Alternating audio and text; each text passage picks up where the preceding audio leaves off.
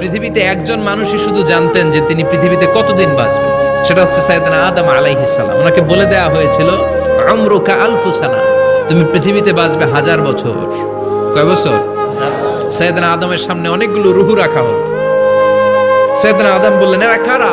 আল্লাহ বললেন, এরা হচ্ছে নাসালুক, তোমার বংশধর, পৃথিবীতে তোমার পরে এরা পৃথিবীতে আসবে। সাইয়েদনা আদম বললেন, আল্লাহ ওই যে একটা রুহু দেখা যায়, এটার নাম কি? আল্লাহ বললেন, হাদা ইবনুকা দাউদ, এটা তোমার ছেলে দাউদ, সে দুনিয়াতে নবী হয়ে আসবে, তার ছেলে সুলাইমান নবী হয়ে আসবে।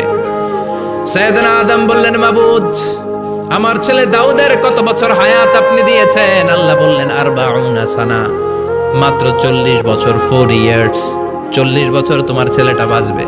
ও আল্লাহ, আমি বাঁচবো কয় বছর? তুমি বাঁচবে 1000 বছর। সুবহানাল্লাহ। সাইয়েদনা আদম বললেন, মাবুদ, এত ফুটফুটে সুন্দর আমার ছেলে দাউদ, মাত্র 40 বছর দিলেন কেন? জিদ মিন উমরিহি, বাড়ায়া দেন। কি করেন? সুপারিশ করতেছে পোলার লাইগা কে? বাবা। আল্লাহ আপনি বাড়ায়া দেন। আল্লাহকে বাড়ানো যাবে না, লেখা হয়ে গেছে। রুফিআতিল আকলাম ওয়া জাফফাতিস সুহুফ, কলম তুলে নেওয়া হয়েছে আর কালি শুকায় গেছে, আর কিছু করা যাবে?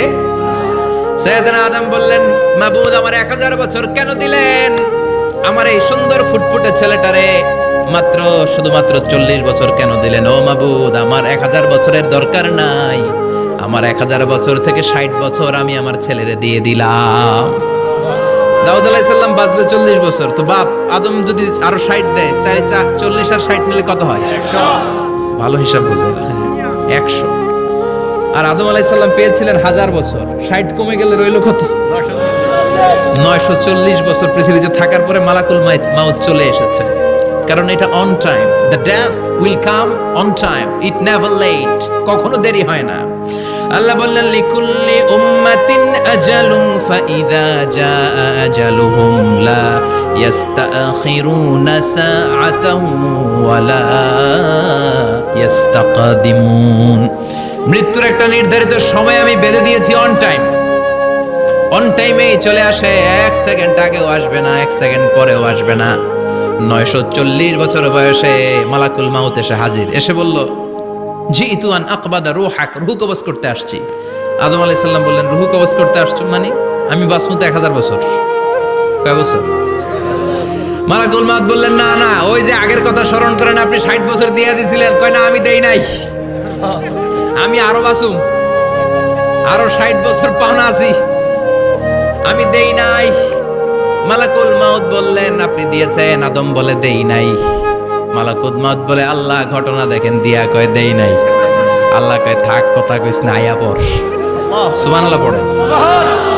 নাসিয়া আদম ফানাসিয়া বানু, ভুলে গেছেন উনি, আমরা ভুলে যাই, আমরা খেয়ে বলছি খাই নাই, নিছিলাম পকেটে, কয় নেই নাই। এরকম ডাকাইত আছে না নাই? নাসিয়া আদম ফানাসিয়া বানু, বিশ্বনবী বললেন, আদম ভুলেছে তো তার সন্তানরাও ভুলে যায়। জাহাদা আদম ফাজাহাদা যুররিয়াতু, আদম অস্বীকার করেছে, তার সন্তানরাও অস্বীকার করে। সেদিন থেকে আল কিতাব ওয়া শুহুদ, মানে লিখে রাখার সিস্টেম আর সাক্ষীর সিস্টেম চালু হয়েছে। সুবহানাল্লাহ পড়েন। সুবহানাল্লাহ।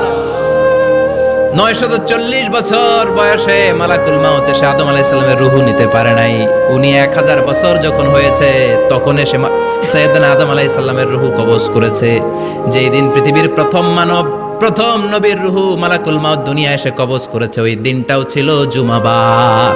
সুবহানাল্লাহ, আল্লাহু আকবার। আবার বিশ্বনবী বললেন, লা তাকুমুস সাআহ ইল্লা ফি ইয়াউমিল জুমআহ ইযা যুলজিলাতিল আরদু জিলজালাহা ওয়া আখরাজাতিল আরদু আসকালাহা ইযা রুজ্জাতিল আরদু রাজ্জাও ওয়া বুসাতিল জিবালু বাসসা। কিয়ামতের দিন পৃথিবীটাকে একটা প্রকম্পন দিয়ে কাঁপিয়ে দিবে কে? মারাত্মক একটা ঝাঁকুনি দিবে আল্লাহ, পুরো পৃথিবীটা কেঁপে ভেঙে চুরে খান খান হয়ে যাবে। এই ঝাঁকুনি আর আর্থকোয়েক, ভূমিকম্প এর ঘটনাটা যেদিন ঘটবে ওই দিনটাও হচ্ছে জুমার দিন। চিৎকার করে পড়েন সুবহানাল্লাহ।